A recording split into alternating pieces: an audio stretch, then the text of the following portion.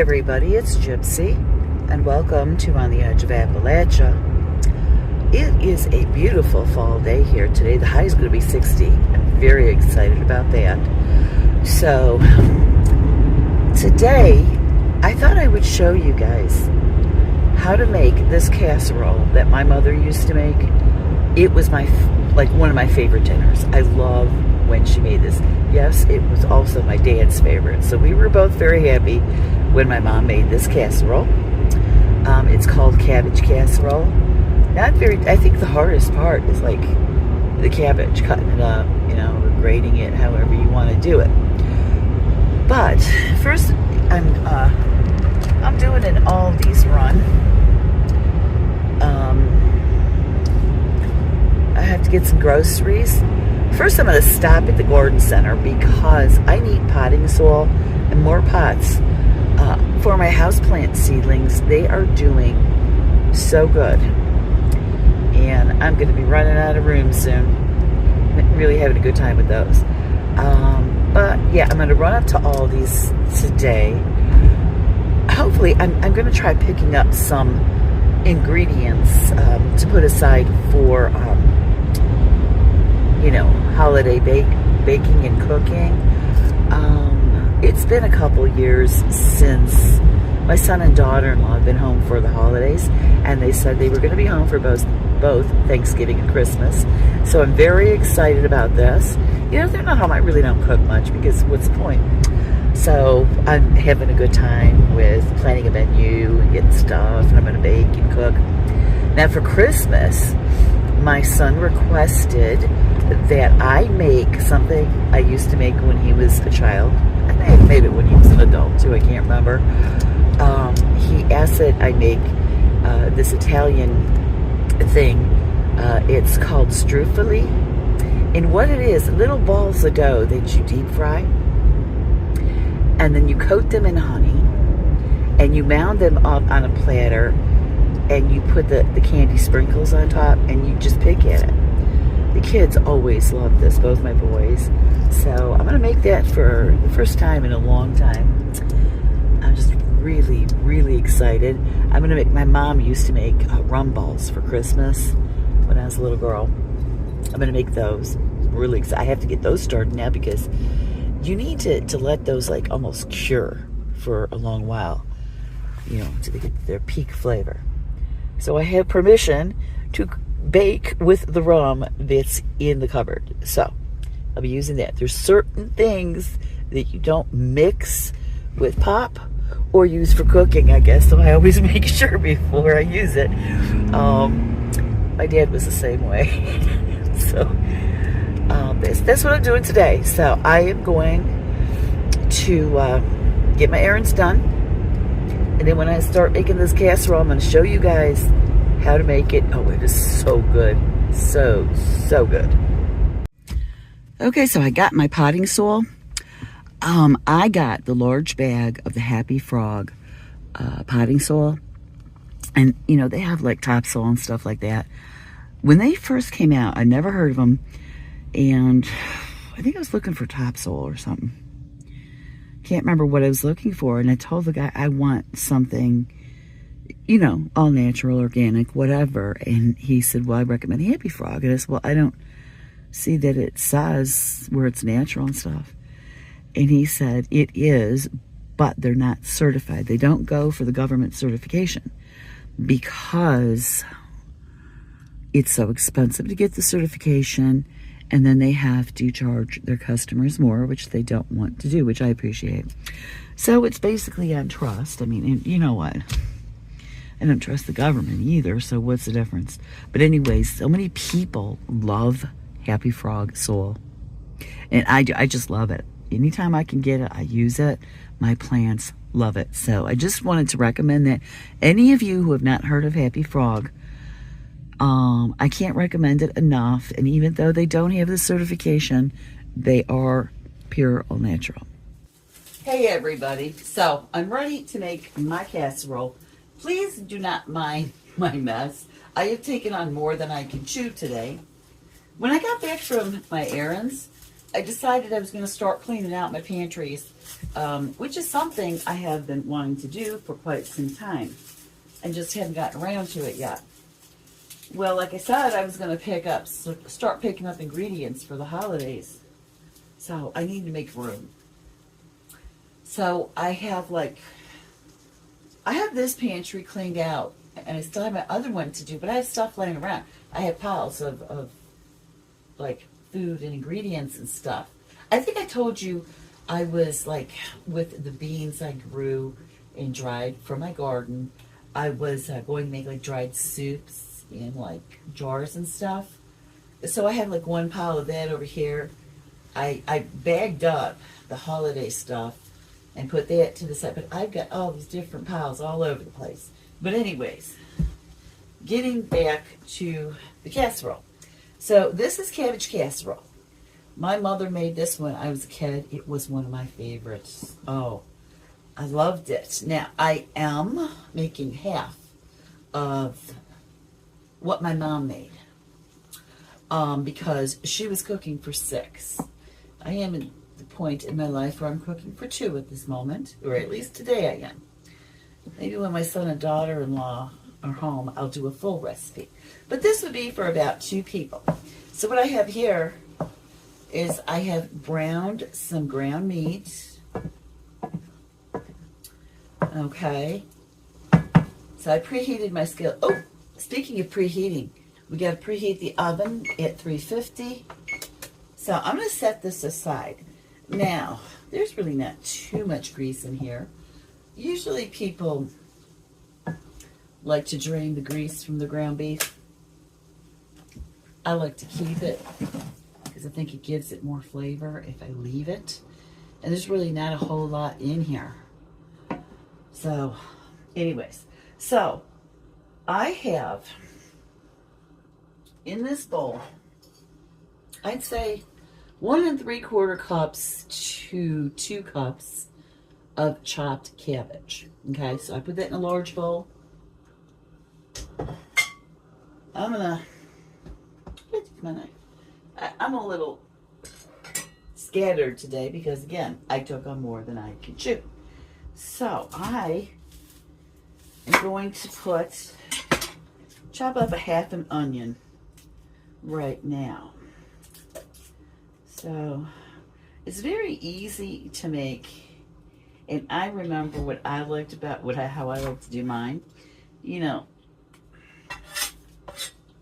I used to like put a ton of salt and pepper on it before I ate it.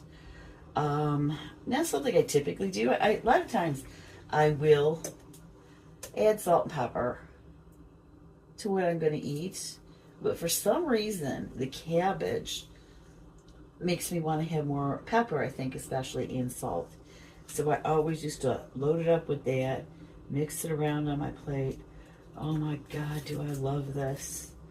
So it did get up to 60 degrees today. However, it's raining now. So I have not done anything outside today, unfortunately.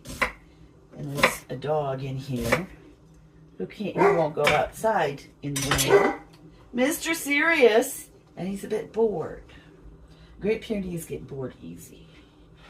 So, you know, he won't go out when it's wet. So he's sitting here bored.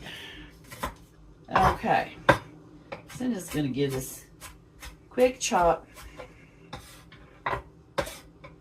Okay. I don't know about this guy.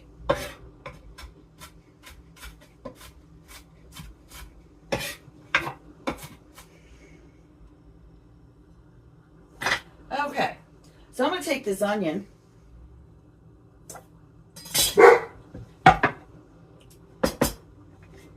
And I'm going to put it in the bowl with the cabbage. And then let's see. What do I want next? Okay, so you want to put in your tomato sauce. Now, for half recipe, I'm putting in about 16 ounces. I don't want to use all the tomato sauce I made and just put up. So I bought some at Aldi. They didn't have any large cans, so I just bought 2 8-ounce. So, anyways, yeah, I'm just like, usually I have, sorry, all my stuff out and I'm prepared. It's not happening today. I've just been busy all day and just kind of thinking, well, maybe I shouldn't put so much on my plate, but I did. So, I'm going to put this one in.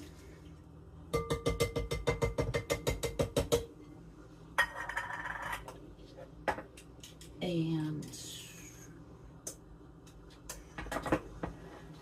another.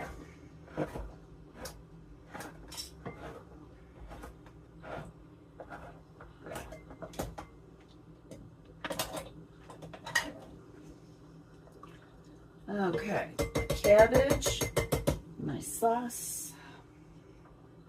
So, next what I want to do, good thing I just cleaned my cover because now I know where everything is. Voila.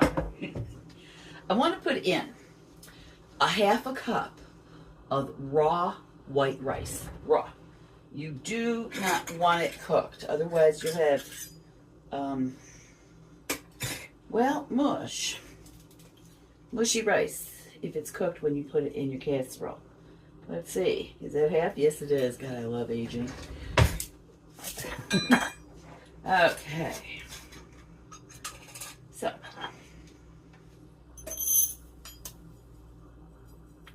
yeah, it's, you know, it's like, I've been having to do the pantries for so long. I have so much stuff. And now I'm getting stuff for the holidays, to get ready for the holidays. It's the first time in at least 2 years, all 4 of us, you know, my son and daughter are home, so I'm all excited. I'm planning menus, all kinds of stuff like that. But there's a certain somebody in his house who complains there's too much bulk food in the house because somebody likes to cook. Not that he complains about my cooking, he loves that. My son says something about us going on the keto diet. He told his dad, and his dad's like, I know, but your mom, she likes to cook. And well, if she cooks, I have to eat it. And I told him, I said, well, your dad is such a pleasure to cook for. I mean, I am serious. I make something, I mean, he really appreciates it. That is like the best kind of person to cook for. So, at this point, I'm going to put, it says salt and pepper, but I'm going to use garlic salt. I'm just going to eyeball it. So I've got some garlic salt. Now, it does not call for any other seasoning but salt and pepper. However, I believe I remember my mother possibly putting in Italian seasoning, or at least basil and oregano, I don't know. Getting the yes from the other from the other side of the veil. It is, I'm remembering correctly, I'm getting. So, not that it really matters, because like I was saying, when you're cooking, make it your own. If you don't like something, don't put it in. If you want to add something, add it. That's how I feel about cooking. You gotta be creative. Okay, so I'm gonna put in a bunch of seasoning. Now, next, I'm gonna put my meat in. Yeah, see, there's really hardly anything in this. It's like a little bit too lean for me, but you know what I say. You never trust a skinny cook. Anyways, I'm just joking. No offense to any skinny cooks out there. It's just something I heard once. And you know when I heard it? When I was young. And I loved to cook back then when I was a young adult. But I had severe anorexia. But I still loved to cook. And I remember hearing that. So yeah. Okay, so we got the onions. We got the rice. Salt and pepper. Seasoning. Okay, so I'm going to mix this up, and, oh, that's not bad. I'm looking at worried, and I can hear my mom. I swear I can. I hear my mother going, don't worry about it. It looks like this now. This is what mine used to look like. Comes together when it's cooking in the oven. So I always do that. When I'm doing a video, I worry. Even if I've made it before. Is this going to come out right? You know, whatever. So I am going to put you on hold. And I'm going to get a baking pan out. I think I'm going to use one of my glass ones. Okay, so I'm going to use my glass dish here. Now, I don't feel the need to grease the pan because between the sauce and even when I make lasagna, I don't do that. You put a layer of sauce in and it takes care of that problem. But between the grease from the meat and the sauce in here, it'll be fine. I'm going to have to scrub it in. Even if I grease it, there's going to be cleanup, so whatever. But anyways, I don't feel it necessary. And, I don't use, like I told you guys, I learned a lot from my eating disorder. One of them was, sometimes what you think is good isn't always good. So I don't use cooking sprays anymore. I'm not, it's not that I ever heard that those are bad or anything. It's just my gut feeling for myself. I do not like Crisco or vegetable shortening, vegetable oil, anything like that. When I need to grease my pan, most of the time I'll use lard, maybe tallow for something like this. Or butter. I like to use more like a natural animal fat. If I use an oil, I always use olive oil. Now that is probably because my mother was Sicilian and just what we used. I don't know. But this is just how I cook. Again, you do it. You do you. You do your way for your cooking. I'm just sharing this with you because it is so good. So good. So, I don't think my mom did this part, but I'm just going to put a little bit of broth just to make sure. Okay, so now what I'm going to do, I'm going to put this, I want to cover it with some tin foil. My mother did not say tin foil. I'm trying to say at least tin foil. Something like that. So, yeah, I always say foil. Anyways, so I'm going to cover this up. Now, I am going to put this in the oven for an hour. Okay? Then I'll get back to you then and show you the next step.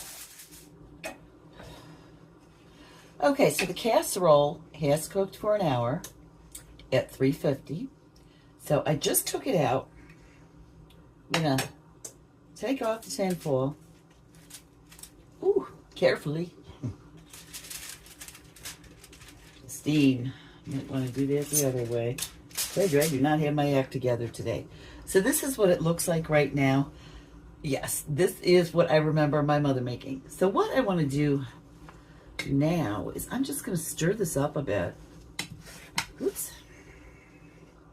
It's just not my day today.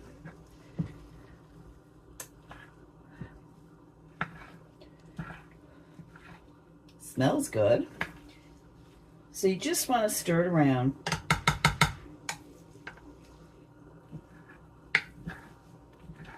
Now, after you're done stirring it, you want to make sure that your cabbage is cooked. It's nice and it just, I can't, this is just such childhood memories from this casserole. I think I'm going to get a fork and see if I can prick one of the thicker ones. See how it's doing. Okay, yeah. So it is pretty tender. But now what I'm going to do, now that I stirred this up, I think I'm going to recover this with the tin foil, and I'm going to put it in. Now, I would do, depending on how your cabbage, how well done it is, or how you even want it cooked, I put it in for another 20 to 30 minutes. I think I'm going to do 20 minutes. So, cover this up. Again, very carefully. Should not be in the kitchen today. Okay. So, I'm going to do another 20 minutes. I'll get right back with you and we'll do a taste test. Okay, so it has cooked another 20 minutes at 350. And it just looks all yummy and melded together. I have some set aside for me to taste it, but it is still steaming. I don't know. Let me see. Okay.